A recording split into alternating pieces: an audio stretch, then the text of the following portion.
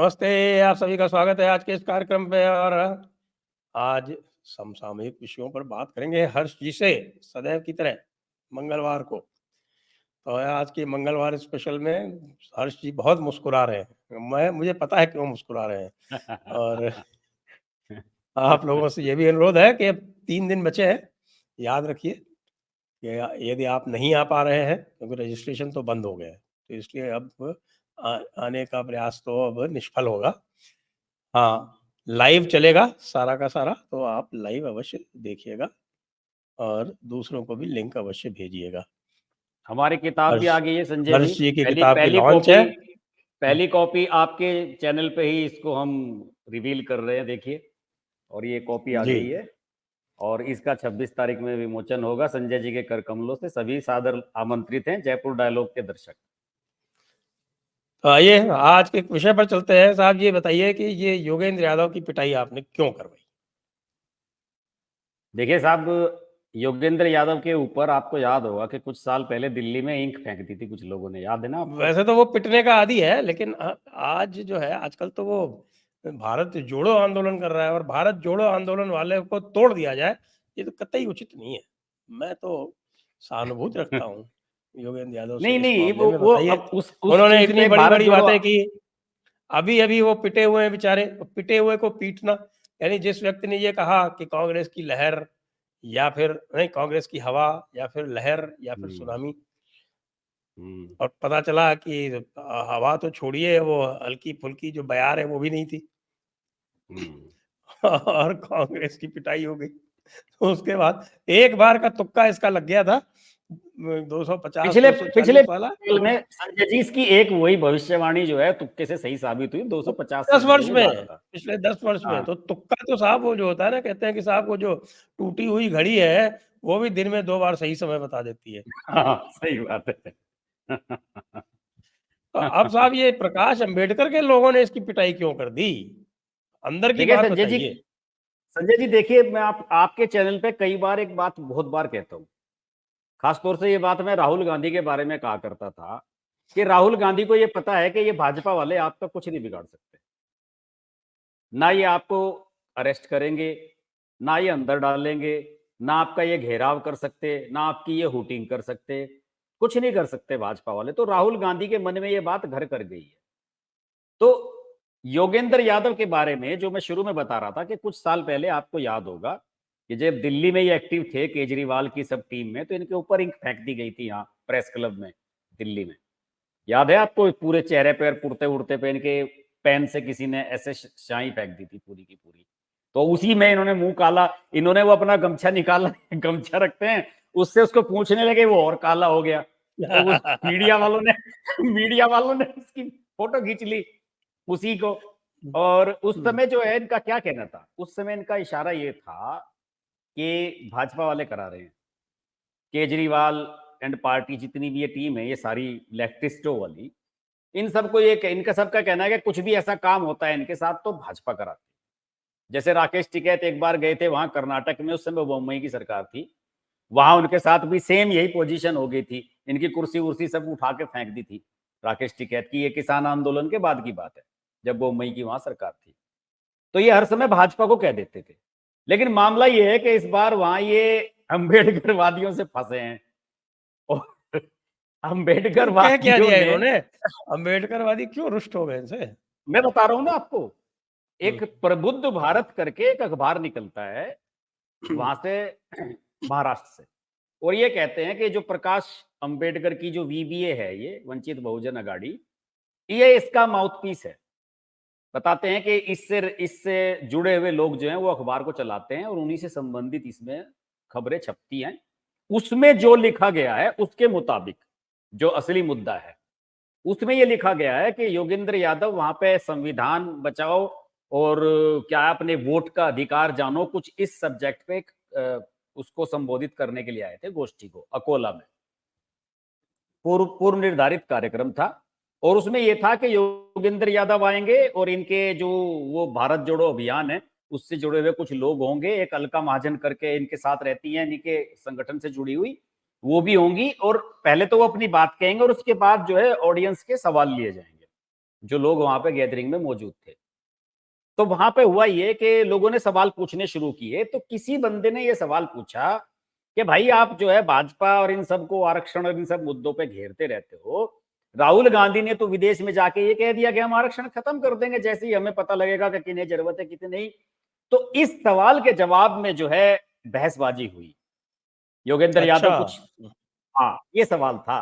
वो क्या ओके। था कि असल में दिक्कत क्या है कि योगेंद्र यादव इस समय कहने के लिए कुछ भी हो, चाहे इनका कुछ भी अभियान हो, लेकिन अघोषित रूप से ये कांग्रेस के लिए वर्क कर रहे हैं।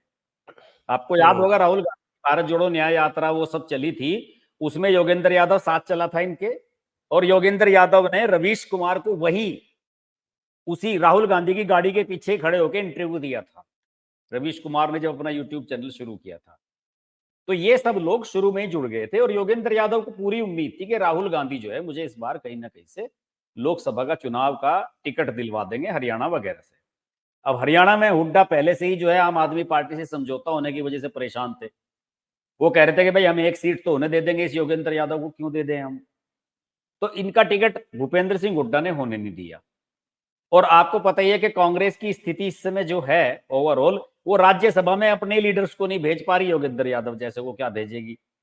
उन्हीं के बहुत खाली बैठे हुए हैं, पवन खेड़ा, सुप्रिया श्रीनेत, ऐसे ऐसे लोग हैं, ये भी लाइन में लगे हुए हैं। तो योगेंद्र यादव का नंबर कहाँ आ रहा है। तो योगेंद्र यादव घोषित रूप से कांग्रेस के लिए काम कर रहे हैं, और चूंकि कांग्रेस के बारे में उन्होंने सवाल पूछा तो उससे वो असहज हो गए, बहस हो गई। उस समय तक वो मंच पे बैठे नहीं थे, सामने ही गैदरिंग में बैठे हुए थे, और वहीं बगल में बैठे हुए कुछ लोगों से उनकी बहस हो गई। और फिर उसके बाद जो है बताते हैं कि इनकी सारी कुर्सियां उर्सियां उठा के फेंट दी, किसी ने इनका कुर्ता खींचा, किसी ने इनको, और ये बार बार कहते रहे देख हाथ नहीं उठाना। वो जो वीडियो है अगर आप सुनोगे गौर से, जो चल रहा है 30 सेकंड का, उसमें कह रहा है देखो हाथ नहीं उठाना, हाथ नहीं लगाना। लेकिन हाथ सबने लगाया इनके अलग अलग जगह, खूब हाथ लगाया इनके।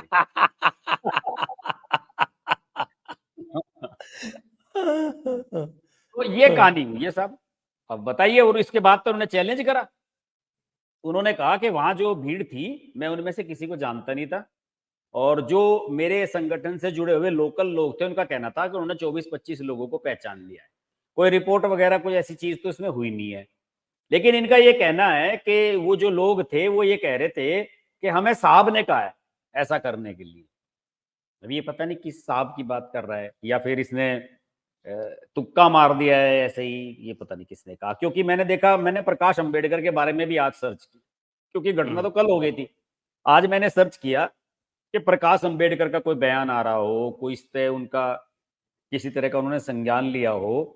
तो संज्ञान वंज्ञान लिया नहीं उन्होंने कुछ भी, कहीं कुछ जिक्र अभी तक तो आया नहीं है। तो साहब ये कहानी है। हम्म। तो भाई इसका मतलब तो ये हुआ कि योगेंद्र यादव को हम तो समझते थे कि भाई क्रांतिकारी नेता है, और क्रांतिकारी नेता की भी पिटाई यदि इस देश में हो रही है तो फिर ये देश तो वाकई टूट जाएगा। तो वो भारत जोड़ो में लगे हुए हैं और आप लोग उनको तोड़ने में लगे हुए हैं, गलत बात। नहीं साहब, ये तो इनके तो जो वो है, ये तो गांधीवादी, और ये तो आप इनके जो आर्टिकल छपते हैं उसके साथ तो महात्मा गांधी और चे गवेरा के फोटो लगते हैं। तो ये तो उस आइडियोलॉजी को फॉलो करते हैं कि भाई तुम इधर थप्पड़ मारोगे हम दूसरा गाल आगे कर देंगे। मेरा मानना है ये वो वाले लोग हैं ये। तो इन्होंने तो कह दिया मैं फिर आऊंगा दोबारा, मैं तो ऐसे रुकूंगा नहीं। अब देखते हैं। हमारे तो कई जो चैनल के दर्शक हैं, हमने इस पे जब वीडियो बनाया तो उन्होंने लिखा कि साहब आपने जो असली कुटाई वाला तो वीडियो दिखाया ही नहीं है, ये तो आपने आधा अधूरा दिखाया है। उसमें तो कुटाई शुरू ही नहीं हुई, कुटाई जहां हुई है वो वाला वीडियो तो आप दिखा ही नहीं रहे हो। मैंने कहा भाई हम कुटाई वाला वीडियो इसलिए नहीं दिखा रहे हैं कि यूट्यूब जो है आजकल वो ब्लॉक कर देता है जिसमें मारपीट वाले वीडियो होते हैं, इसलिए बचते हैं। अरे तो एक्स पे रिलीज कर दो। नहीं, एक्स्ट्रा वो कल तो मैंने डाल दिया था, कल शाम मैंने डाला था। मैं सर्च कर रहा हूँ, 2 वीडियो मुझे मिले हैं, मैं सर्च कर रहा हूँ कुछ और वीडियो आए तो फिर उस पे एक और एपिसोड बनाया जाएगा। हम विस्तार में जाएंगे उनके के। कुछ लोग, 1-2 लोग तो सोशल मीडिया पे ये भी लिख रहे हैं कि किसी ने उनकी जेब में कुर्ते में हाथ डाला तो पता लगा उसमें चवन्नी भी नहीं निकली। यूं लिख रहे हैं लोग। योगेंद्र यादव के ऐसे ऐसे कमेंट कर रहे हैं लोग। योगेंद्र यादव तो अब नाम असल में गलत है, अपना सही नाम अगर बता के चले तो हो सकता है पिटाई ना हो। तो कहें भाई वो सलीम यादव कहें अपने आप को, जैसे आज देखते हैं ना कि साहब की हाँ, अबू आजमी ने अबू आजमी ने अखिलेश यादव के सामने कहा कि हमारे 7-8 मुस्लिम एमएलए हो जाएंगे तो हम हिंदुओं के बता देंगे कि ये क्या लगते हाँ, हैं, हम ठीक कर देंगे इनको। वो तो और कहा ही है उसके उत्तर में कोई जय सिंह यादव है समाजवादी अच्छा। पार्टी का, उसने हम्म, कहा तुम्हारी हिम्मत कैसी हुई ये करने की, तो समाजवादी हम्म, पार्टी ने उसको कारण बताओ नोटिस दे दिया। अच्छा। जी। ओहो, ओहो। नहीं तो वो तो ये कर ही रहे हैं। दरअसल क्या है, अभी अखिलेश यादव जो गए थे ना वहां पे, वो केवल इसलिए गए थे कि भाई एक बात बताओ, हैदराबाद से आ गया असदुद्दीन ओवैसी, यहाँ 7-7, 8-8, 10-10 सीटों पे चुनाव लड़ रहा है, 15-15 सीटों पे चुनाव लड़ रहा है इस बार। तो उनका ये कहना है, अभी आंकड़े आज अखबार में छपे हुए, मैं कहीं देख रहा था, छपे हुए थे कि पिछली बार जो कांग्रेस ने भी सीटें जीती थी वहां पे लगभग 6-7 सीटों का दिया है उन्होंने, उसमें से 5 सीटों पे रनर अप जो है AIMIM थी। तो अखिलेश यादव तो ये, अखिलेश यादव को अबू आजमी वगैरह लोगों ने ये कहा है कि आप यहाँ पे आओ भाई, असदुद्दीन ओवैसी हैदराबाद से आके यहाँ जीत ले रहा है, आप क्यों नहीं जीत सकते? और यहाँ पे तो नॉर्थ इंडिया के बहुत सारे लोग रहते हैं, यादव जैसे रहते कि हैं, ये भूल गए माल। कि यादव जो है वो खाली उत्तर प्रदेश और बिहार में जातिवादी रहता है, उसके हाँ, बाहर जो है वहां वो तो बीजेपी को सबसे वोट अधिक करते हैं सब। सबसे अधिक राष्ट्रवादी है। हरियाणा में ही हाँ, देख लो आप बिल्कुल बिल्कुल, वहां तो आप महाराष्ट्र में रहने हरियाणा वाले के लोग देख तो लो सारे। यादव, राजस्थान के यादव देख लो, मध्य प्रदेश के यादव देख लो, और महाराष्ट्र के यादव देख लो, सब बीजेपी के बिल्कुल, वोटर है। बिल्कुल सही है। और ये तो मुलायम सिंह यादव की भी सोच ऐसी रही कि भाई नेशन फर्स्ट। जब तक मुलायम सिंह रहे, मुलायम सिंह ने भी राष्ट्रवाद के कई मुद्दों पे जो है सपोर्ट किया। आपको तो याद होगा न्यूक्लियर न्यूक्लियर डील वगैरह पे किस तरह से मुलायम सिंह यादव ने स्टैंड अपने चेंज किए थे। तो मुलायम सिंह यादव भी के समय तक भी ये बात रहती थी कि भाई यार राष्ट्रवाद के मुद्दे पे तो हम सब एक साथ है, बाकी जो कोई भी हो। तो ये सब अखिलेश वगैरह ने गुड़ गोबर किया। तो इनकी प्लानिंग ये है कि वहां पे 7-8 अपने MLA बनाए जाएं, और ये कायदे से इनका तो काम असली वही है कि वो ओवैसी वाला जो स्पेस है उसे कैप्चर किया जाए, क्योंकि इन्हें खतरा है कि ओवैसी कहीं यूपी में ना बढ़ने लगे। फिर ये भी तो दिखाना चाहते हैं कि हम मुस्लिमों की पार्टी असली हमारी है। और मुस्लिमों की पार्टी बनने के लिए कलमा तो पढ़ना पड़ेगा ना, फिर कैसे काम चलेगा? पढ़ रखा है सर इन्होंने तो कलमा, ये तो टोपी लगा के और गमछा ओढ़ के वो जो साफा है गले में डाल के चलते हैं। अखिलेश यादव तो उसमें तो कोई शक शुबा है नहीं। हम्म, लगता तो कुछ ऐसा ही है। हाँ। अब आपको क्या, जो झगड़ा चल रहा है इंडिया अलायंस में, उसके बारे में आपका क्या विचार है? कौन किसके ऊपर भारी पड़ रहा है? कभी संजय देखिए राउत मुझे, बयान दे देते हैं, कभी उद्धव ठाकरे बयान दे देते हैं, कभी नाना पटोले बयान दे देते हैं, कभी कोई कुछ बोल देता है, कभी कोई कुछ बोल देता है। आज जिस समय हम ये रिकॉर्ड कर रहे हैं, तो अब आप ये समझिए कि 22 तारीख जो है वो समाप्त होने को है। हम हम्म, और अभी तक लिस्ट नहीं आई है। भारतीय जनता हाँ, पार्टी की लिस्ट निकले 2 दिन हो गए। अभी बिल्कुल। तक इनका फॉर्मूला भी नहीं आया कितनी-कितनी सीटों पे लड़ेंगे। और इनकी जो है वो बहुत ज़्यादा लीड भी नहीं थी। आपको बताऊँ मैं कि हल्ला-गुल्ला करते हैं कि साहब हम 31 सीटें जीत गए और वो 17 सीटें जीते। 30 और 17। वस्तुतः अगर आप विधानसभा सेगमेंट से चलें तो अंतर अधिक नहीं है। 158, 127, यानी हम्म, 44% सीटें जो है वो जीती थी एनडीए। तो 127 और 44 में कितना फ़र्क है? और जिस तरह के झगड़े ये आपस में लगा रखे हैं इन्होंने, और जो स्थिति बन गई है उद्धव ठाकरे की, तो मामला तो पूरा घोटाले में पड़ता दिख रहा है। बिल्कुल। और ये इनका जो प्रो कांग्रेसी मीडिया है ये तो खुलेआम लिखने लगा है।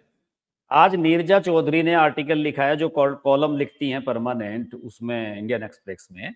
उनका एक वीकली कॉलम आता है परमानेंट उसमें, इंडियन एक्सप्रेस में। तो उसमें उन्होंने लिख दिया है कि मैंने 3-4 लोगों से बात की है महाराष्ट्र की स्थिति जानने के लिए, और एक किसी इंडस्ट्रियलिस्ट की बात करी कारोबारी की, एक किसी इकोनॉमिस्ट की बात करी। इन्होंने 3-4 लोगों का जिक्र किया है कि मैंने जिससे भी बात करी तो उन्होंने कहा कि नीरजा जी, जो हरियाणा में हुआ अगर महाराष्ट्र में हो जाए तो आप अचंभित मत होना।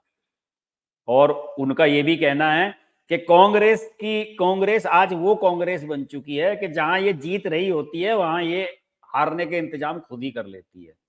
तो महाराष्ट्र में तो मुझे लगता है कि अगर एमबीए को कुछ कोई बचा सकता है या एमबीए में कोई थोड़ा बहुत अगर सेटलमेंट होगा तो अल्टीमेटली फिर शरद पवार को वीटो देना पड़ेगा ना, कि भाई जो शरद पवार कहेंगे उनके हिसाब से हो जाएगा। क्योंकि बीजेपी ने एंड जो अपनी लिस्ट दी है 99 की, उसका एनालिसिस मैंने देखा वहां के लोकल अखबारों के हिसाब से मुंबई के, उनका ये कहना है कि उसमें जो ये मराठा वाला जो कंट्रोवर्सी चल रही है ना, ओबीसी आरक्षण और ये सब, उन्होंने मराठा और ओबीसी आरक्षण वाला जो मामला है, ओबीसी सेक्टर है जो, उन दोनों को बैलेंस कर दिया, दोनों को बराबर बराबर टिकट दिए हैं। एक तरफ बावन कुले और इन सब लोगों को दिया है और दूसरी तरफ ये जो मराठा है इनके ये क्या नाम नीतीश राणे और इन सब लोगों को दिया है। तो उन्होंने कहा कि ये चीजें बैलेंस करके चल रहे हैं दोनों चीजों को। तो बीजेपी ने अभी ये संकेत कहीं नहीं दिया कि हम किसी तरफ जो है ज्यादा झुकाव हमारा है कि हम मराठा को ज्यादा दे रहे हैं, ओबीसी को ज्यादा दे रहे हैं। तो इसी पे तो उम्मीद टिकी हुई है इनकी सारी, शरद पवार एंड पार्टी की, कि मराठा अच्छा, वोट एक नाराज होंगे। जो भी लोग एनालिसिस कर रहे हैं ना, वो ये मराठा वाला मामला जो है वो एनालिसिस जो है वो सही नहीं है। सही बात ये है कि देखिए, जो मराठा जिसको कहते हैं ना, मराठा कोई एक कास्ट नहीं है, एक जाति नहीं है मराठा। हाँ हाँ सही बात है। हाँ ऐसा मराठों नहीं है कि भाई में ये ठाकुर हैं, ऐसा कुछ नहीं है। हाँ ना, मराठा देखिए मैं बताता हूँ, इसमें कुंडवी होते हैं, इसमें धनगढ़ होते हैं, इसमें लोहार होते हैं, इसमें कोली होते हैं, इसमें भंडारी होते हैं, इसमें ठक्कर होते हैं।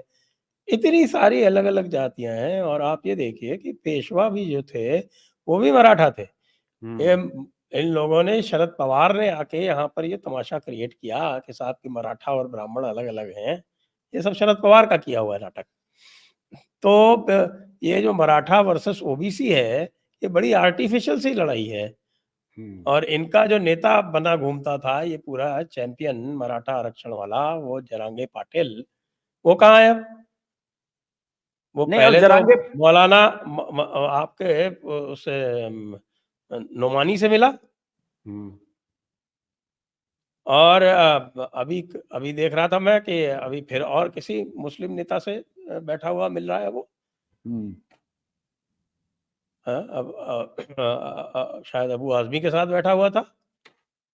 तो वो तो उसका भी जो जितना आभा मंडल था, वो खत्म हो चुका है। वो नहीं है जो 6 महीने पहले आपके लोकसभा चुनाव के समय का था। नहीं प्रकाश जरांगे पाटिल की तो एक चीज आपने देखी नहीं, एक चीज आपने नोट किया उसका, उसने हमेशा देवेंद्र फडणवीस पे अटैक किया। शिंदे और अजीत पवार को तो कभी कुछ नहीं कहता वो, इन्हें तो सेफ लेके चलता है। भाई मराठा वाला वो है कि भाई ये ब्राह्मण है तो इसको क्रिटिसाइज करो, उस पर टारगेट करो। और देवेंद्र फडणवीस ने तो कई बार कहा है, अभी कई इंटरव्यूज में रिसेंटली देवेंद्र फडणवीस ने कहा कि भाई मैंने उनसे ये कहा है कि जाके आप जो है गारंटी ले आओ, लिखवा लो। अगर शरद पवार साहब ऐसा करने के लिए तैयार हैं, उनसे भी तो कहलवा दो एक बार। लेकिन चुप है, उनसे कोई नहीं कहता। मुझे तो शुरू से ही यही लगता है कि भाई देवेंद्र फडणवीस चीफ मिनिस्टर ना बने, मिलके सब ये रोकने की कोशिश है कि जे देवेंद्र फडणवीस को एक तरफ रखो, किसी भी तरीके से देवेंद्र फडणवीस नहीं आगे बढ़ना चाहिए, जो मुझे लग रहा है। और इसमें कुछ बीजेपी के भी लोग हैं।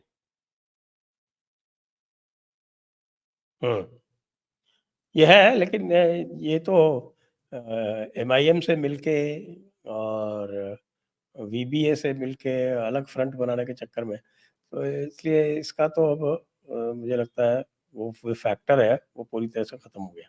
वो वाला फ्रंट तो काम करेगा नहीं, आपको पता है संजय जी, होना तो एमबीए और ये इनमें ही है। वो तो सब कुछ नहीं, कोई फायदा नहीं, वो कुछ भी करते रहे, कुछ इससे बनने वाली है नहीं बात। अंततः होना तो यही है कि एमबीए वर्सेस और महायुति, होना तो यही है, बाकी कुछ भी बनाते रहो। हाँ, लेकिन आपके जो मित्र हैं वो सारे के सारे अचानक राहुल गांधी से थोड़ा सा निराश हो गए दिखते हैं। देखिए जाएगा हमारा नहीं बेचारा, वो वो राहुल क्या कर गांधी रहा से है वो निराश, आपका वो राहुल आशुतोष गांधी से जो है। निराश। जी आशुतोश न्यूट्रल सा खेलने की कोशिश कर रहा है आजकल। उसका सत्य हिंदी पे देखिए किस तरह के वार्तालाप होते हैं। अच्छा, मैंने नहीं देखा उसका, मैंने तो सत्य हिंदी देखना बंद कर रखा है। मैं उसे नहीं अरे देखता, कभी साहब, कभी उसके ट्वीट मेरे सामने आ जाते हैं तो मैं ट्वीट देख लेता हूँ। उसने जो ट्वीट आज भी किया था उसमें भी वो कांग्रेस के प्रति जो है बड़ा निराश था, और उसका ये मानना है कि कांग्रेस वाले जो है ये वास्तव में जो बीजेपी, मतलब उसका कहने का मतलब ये था कि बीजेपी को जो है अप्रत्यक्ष रूप से आगे आगे बढ़ाने का जो रीजन है वो अपने आप ही मिल जाता है, इन सब लोग खुद ही दे देते हैं। तो बीजेपी को कुछ इसने कहा है कि 2024 के लोकसभा चुनाव में इंडिया गठबंधन इतने जोश में है कि चुनाव के बाद से, कि झारखंड आरजेडी झारखंड में और शिवसेना उद्धव और कांग्रेस महाराष्ट्र में एक दूसरे को हराने के लिए जी जान लगा रहे हैं। जो इतिहास से नहीं सीखते वो बर्बाद होने के लिए अभिशप्त है। बताइए। तो आपकी बात बिल्कुल सही है, ये सब निराश हैं। बताइए, जिस आदमी ने नेहरू की तस्वीर अपनी प्रोफाइल पिक्चर में लगाई हुई है, अपनी डीपी में लगाई हुई है, वो ये कह रहा है। और देखिए इन्हीं इन्हीं लोगों ने तो राहुल गांधी को आसमान पे बैठा दिया था। लोकसभा चुनाव में 99 सीट होने के बाद इन्होंने कैसे हल्ला मचाया था, और एक बार में ही नीचे आ गए। और सबसे बड़ा इसमें एक काम किया उमर अब्दुल्ला ने। उमर अब्दुल्ला ने ऑन एयर लाइव टेलीकास्ट के दौरान ये स्वीकार किया, ये साफ तौर से कहा कि राहुल गांधी ने मुझे फोन नहीं किया जीतने के बाद। राहुल गांधी ने फोन किया मेरे पिताजी को, मेरे पास फोन आया खड़गे जी का। उसने वो तो साफ क्लियर कर दिया उसने यही कि वो राहुल गांधी को वो लाइक नहीं करता। और जब लास्ट वाला राउंड था जम्मू कश्मीर में वोटिंग का, तीसरा राउंड, उससे पहले उसने कहा था ये राहुल जी जम्मू में जाके रैलियां क्यों नहीं कर रहे हैं, यहाँ क्यों घूम रहे हैं, यहाँ तो हम कर ही लेंगे। हाँ, बात सही है उसकी। उसने तो कहा था कि वहां जाएं। और फिर ये बाद में एक दो रैली के लिए हरियाणा गया, और कांग्रेस वालों को तो कहना है कि भैया ये ना आता तो ही ठीक था, हम तो उससे पहले ही ठीक थे, ये आ गया तो यहाँ भी हार गए। वो कैप्टन अजय यादव ने क्या कहा था, उनका इंटरव्यू चला था ना, उसको इंटरव्यू के बाद फिर उन्होंने रिजाइन भी कर दिया। हाँ, कैप्टन अजय यादव तो पहले दिन से ही कह रहे थे, वो तो लगातार रुक गए थे कि भाई आप लोग जो है जिस यादव बेल्ट की कह रहे हो कि साहब हमें वोट नहीं मिले हैं, उस यादव बेल्ट को आपने दिया क्या है? कोई आपके संगठन में कहीं किसी में कोई पद है?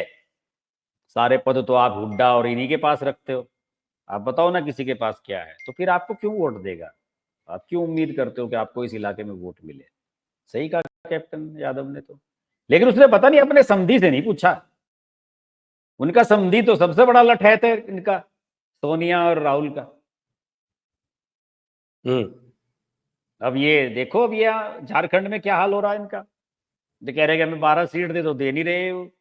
टिकट ही डिक्लेयर कर दिए कि साहब अब दोनों ने मिलकर कह दिया कि हम 81 में से 70 पे हम लड़ेंगे, ये 11 सीटें सारे जितने बाकी बचे हुए ये कम्युनिस्ट कम्युनिस्ट इनमें से आपस में बांट लो। तो वो कह रहा था तेजस्वी की 12 मुझे मिलेगी। ये हाल है इन लोगों का। और ये देखिए ना यहाँ यूपी का, कांग्रेस के लिए इन्होंने खैर वाली और एक वो दूसरी सीट छोड़ दी थी। कांग्रेस ने कह दिया भैया गाजियाबाद। हमारे पास, हाँ हमारे पास जो है सीट ही नहीं, हमारे पास कैंडिडेट ही नहीं है, तुम ही लड़ा लो। मतलब आप ये देखिए ना कि अखिलेश यादव की पॉलिटिकल सोच देखिए आप, कि एक तरफ तो आप कह रहे हो कि हमें वहां पे एडजस्ट कर लो आप, महाराष्ट्र में इंडिया अलायंस का हवाला देके कि हमें एडजस्ट कर लो वहां पे, और यहां आपसे कोई मांग नहीं रहा है, आप बिना मांगे कह दे रहे हो कि हम 7 में से 5 पे हम लड़ाएंगे, 2 सीट आपके लिए छोड़ दे रहे हैं। अरे भैया, अगर आप पे विधायक का चुनाव लड़वाने के लिए समाजवादी पार्टी के पास कैंडिडेट नहीं है तो फिर हैं कहां? तो अगर यूपी में आप 7 सीटों पे 8 सीटों पे अपने कैंडिडेट नहीं उतार भाई सकते, तो फिर देखिए, आप पे कैंडिडेट कांग्रेस हैं कहां? कांग्रेस को तो मुस्लिम सीट चाहिए थी, या तो वो कुंदरकी देते या सीसा मऊ वो दे, देते। अब वो दे रहा है गाजियाबाद वाली जो बिल्कुल हार ही अब हार है। वो गाजियाबाद और खैर, जहां कोई उनकी खैर पूछने भी नहीं आएगा। तो ऐसी ही देगा ना। आप बताइए ना कि लोकसभा में भी तो ऐसी दी थी इनको। अब वो कह रहे साहब हमको फूलपुर दे दीजिए, तो हाँ, तो फूलपुर सब भी नहीं मिल हल्की रही। सीट मांगते हैं कि भाई आसानी से जो निकल जाए उसको मांगते हैं वो तो। नहीं, लेकिन आप ये भी तो देखिए कि आप दे क्या रहे हो। आप सीधे ये कहो ना, जब अगर आप कैंडिडेट वहां पे आपने ये कह रहे हो कि साहब अगर इंडिया अलायंस वालों ने हमारे से बात नहीं की तो वो बहुत गलत होगा, और हम सीट शेयरिंग अगर वहां पे हो रही है महाराष्ट्र में तो उसमें समाजवादी पार्टी से पूछा जाना चाहिए। ये अखिलेश यादव ने स्टेटमेंट दिया। और फिर वहां जाके आप अपने 4 कैंडिडेट डिक्लेयर करा रहे हो और कह रहे हो कि हम 8 सीटों पे और कैंडिडेट उतारेंगे, और दूसरी तरफ आप यहाँ पे कह दे रहे हो कि हमने ऑलरेडी 2 सीटें कांग्रेस को दे दी हैं। अरे भाई, तुम क्यों दे रहे हो 2 सीटें कांग्रेस को? ज्यादा से ज्यादा कैंडिडेट आपका हारेगा तो आप खुद लड़ो। तो इस मतदाता भी तो समझ जाता है इन चीजों को कि यार इनमें दम नहीं है इन लोगों में, ये दोगली बात करते हैं, कहीं कुछ कह रहे हैं कहीं कुछ कह रहे हैं, अपनी कोई आइडियोलॉजी नहीं है, अपना कोई स्टैंड नहीं है किसी चीज को लेकर। आजकल राहुल गांधी भी कम ही बोल रहे हैं, क्या चक्कर है? राहुल गांधी का तो पता ही नहीं है मुझे कि वो देश में है भी या नहीं, कहीं नजर ही नहीं आया राहुल गांधी, तो कहाँ है, कुछ अता पता ही नहीं है। अक्सर चुनाव से पहले चले ही जाते हैं बाहर वो, या बाद में चले जाते हैं। देखिए मुझे लग रहा है कि जम्मू कश्मीर और इनके बीच में गैप ही इतना कम रहा महाराष्ट्र वालों के, अब पता नहीं हो कहीं 7-8 दिन के लिए कहीं गुप्त रूप से निकल गए हो तो कहा नहीं जा सकता, कहीं किसी पब्लिक उसमें तो दिखाई नहीं दे रहे।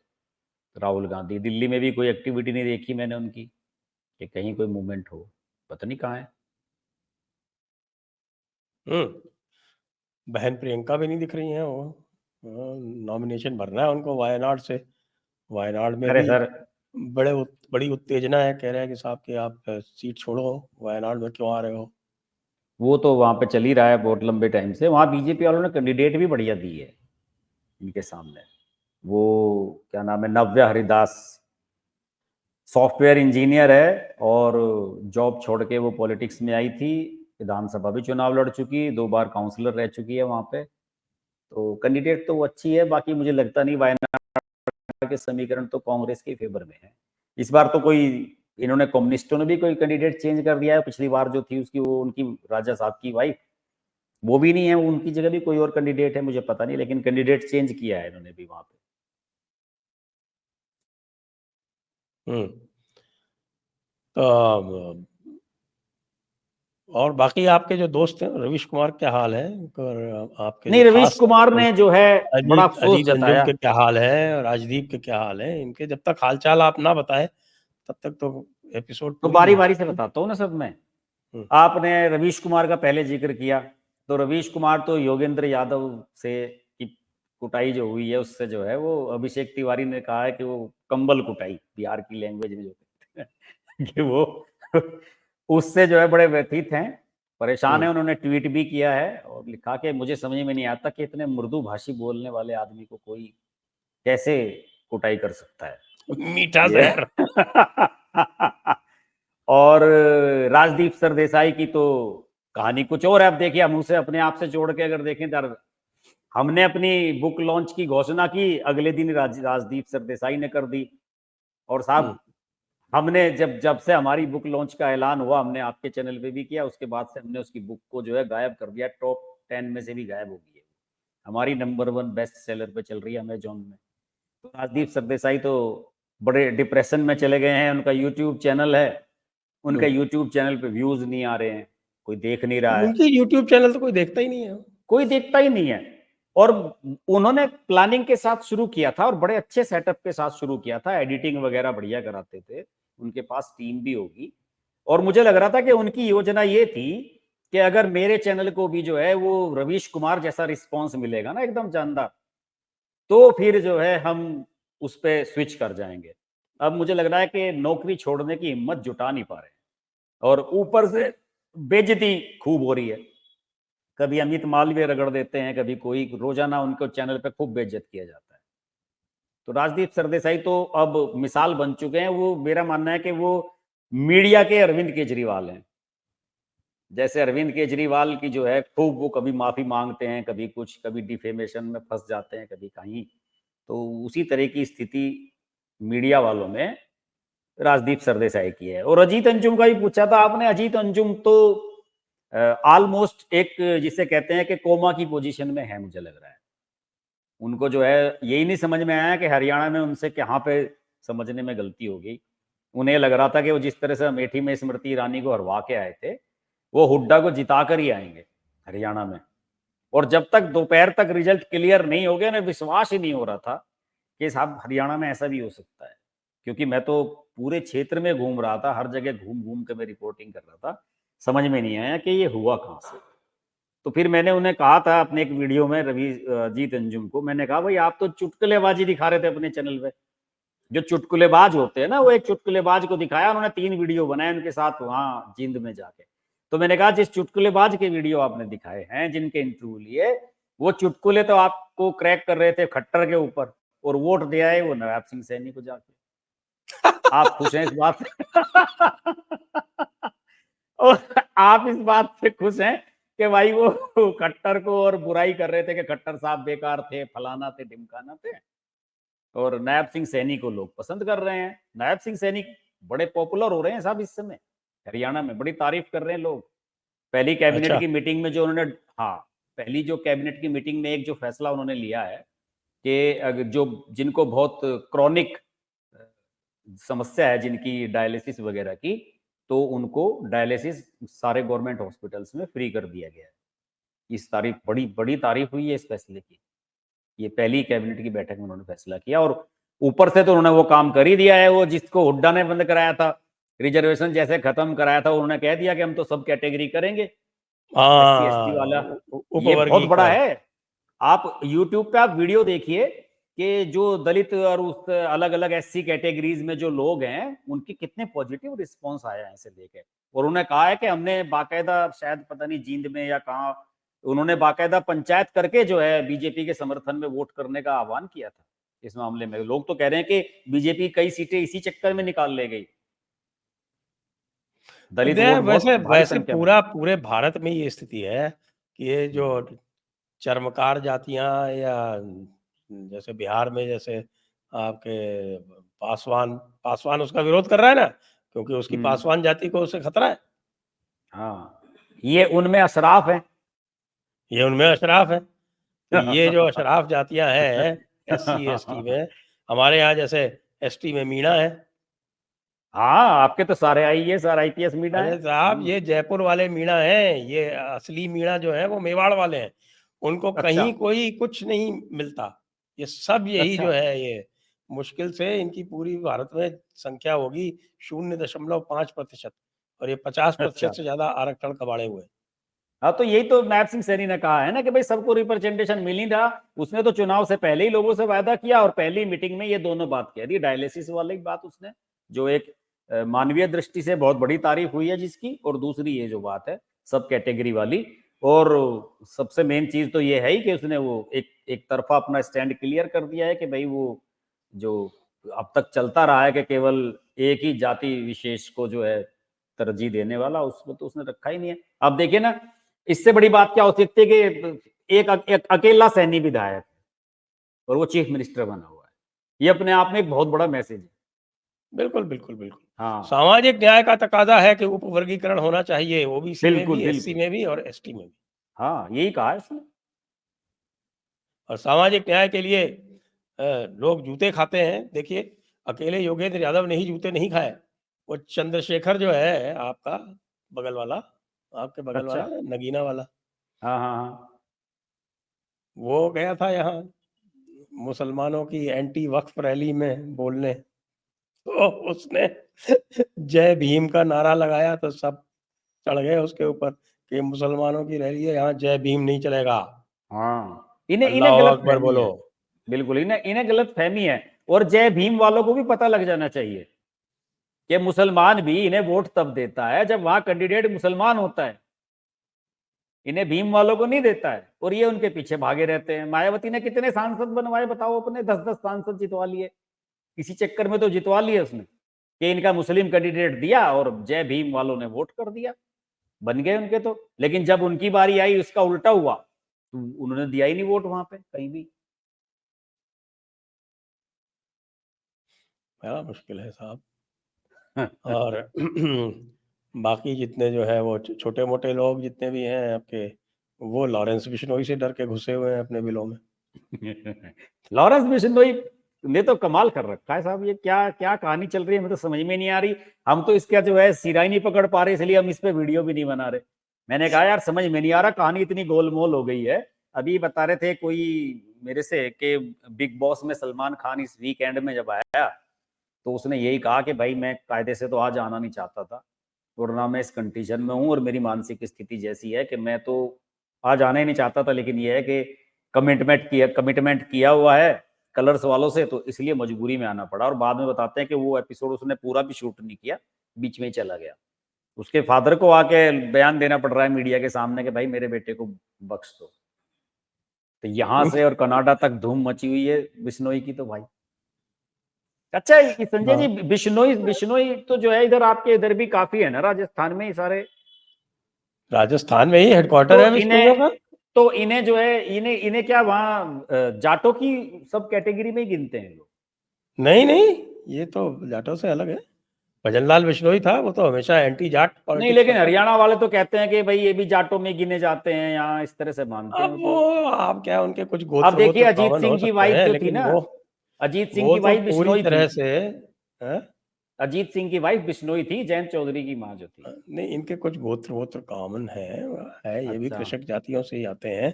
हाँ हाँ लेकिन हाँ। इनके जो सिद्धांत हैं वो पूरे ये वैष्णव हैं। हम्म। ये पूरी तरह से एक वैष्णव कम्युनिटी है। इनके जो है वो जम्भेश्वर, गुरु जम्भेश्वर जो है उनके गुरु हुआ करते थे। आपके मुकाम नाम की एक जगह है बीकानेर में, नोखा है एक तहसील, उसके पास में। वहाँ अच्छा। पे उनका मंदिर है और वहाँ पे मेला भरता है हर वर्ष। बहुत बड़ा मेला होता है, लाखों लोग आते हैं उसमें। और तो ये काले हिरन को बिश्नोई पूजते है हैं, ये बात इसलिए भी भी है सही। काले कि हिरन इनके, को पूजते हैं, ये बात भी है इनकी कि हाँ ये काले भी है, हिरन। हिरन को पूरा, पेड़ों को आप इनके यहाँ पेड़ अच्छा नहीं काट सकते, आप इनके अच्छा यहाँ अच्छा। किसी जीव जंतु को मार नहीं सकते। आप पहाड़ हम्म में जब बीकानेर में जाएं आप, या हम्म डेजर्ट एरिया में कहीं जाएं और वहां हम्म। आपको अगर हिरन कुलाचे मारते हुए मिले, तो ये समझ जाइए कि आसपास बिश्नोई रहते हैं, बिश्नोई गांव है ये। वहां पे फल फूल रहे हैं। हाँ, वहाँ पे आप ये देखेंगे भाई, तो बहुत कहानियाँ हैं उनकी कि कैसे पेड़ों के लिए उन्होंने जान दे दी। खेजड़ी के पेड़ के लिए, हम्म। हिरण के लिए। तो बड़े आपकी लोकोक्तियाँ हैं उनकी, हाँ, लोक मतलब कथाएँ हैं सिद्धांतों उनकी। वाले लोग हैं बिल्कुल। तो 29 सिद्धांत हैं, तो ये बोलते हैं 20-9। तो अच्छा 20-9 से बिश्नोई बन गए, तो अच्छा, 20 9 से बिश्नोई। बिश्नोई। वाह हाँ, क्या तो बात वो है। 29 अच्छा सिद्धांत 20-9, तो वो अच्छा। उससे वो बिश्नोई जो है वो बिश्नोई हो गया। तो हम्म। ये उन 29 सिद्धांतों के, गुरु जम्भेश्वर के 29 सिद्धांतों के ऊपर चलने वाले लोग हैं। और बड़े लड़ाका किस्म के होते हैं। इनकी महिलाएं बहुत दबंग होती हैं। अच्छा, तो ये मैं कितना मैं कितना तो कितनी आप मैं वहां तो उस राजस्थान में एरिया कितनी आबादी है इनकी? कितनी मैं आबादी है तो उस राजस्थान एरिया में? में काम कर चुका हूँ।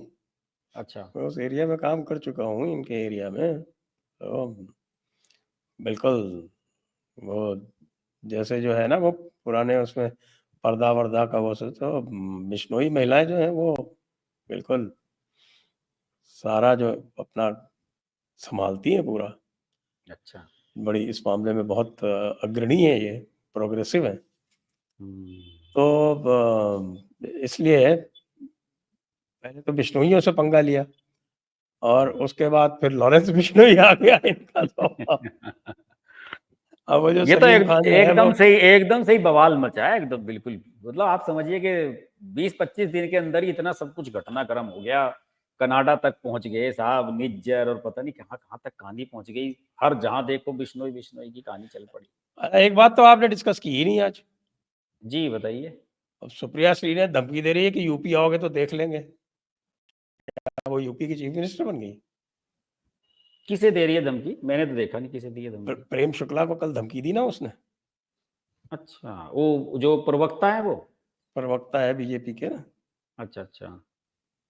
पता नहीं यूपी में क्या होगी वो, यूपी मुझे आओगे तो कहीं देख कहीं लेंगे ऐसा यार। तो नहीं है कि उसमें अमेठी सीट से अगली बार कह दिया हो कि आपको लड़ा देंगे, यूपी क्योंकि की गुंडी प्रियंका बन तो गई है क्या? वायनाड चली गई है।